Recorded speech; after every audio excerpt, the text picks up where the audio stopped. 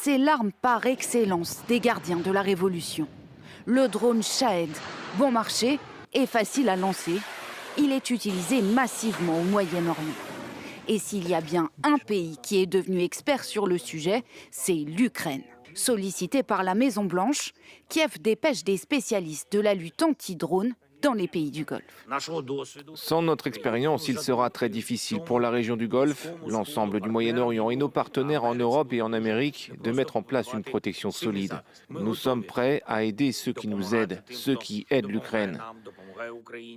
Piloté par Roustem Umerov, le secrétaire du Conseil national de sécurité et de défense de l'Ukraine, 3 équipes vont être déployées dans la région, d'abord au Qatar, aux Émirats arabes unis et en Arabie saoudite.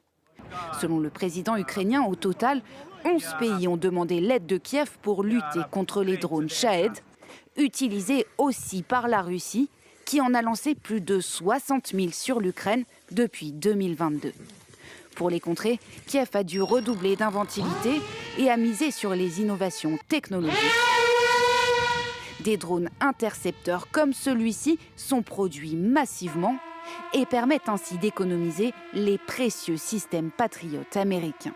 On ne peut pas abattre des Shahed avec des missiles qui coûtent 5 millions de dollars chacun. Aucune économie au monde ne peut se le permettre. Et nous pouvons leur apprendre à distinguer différents types de cibles lorsque les radars sont encombrés de ce genre d'informations.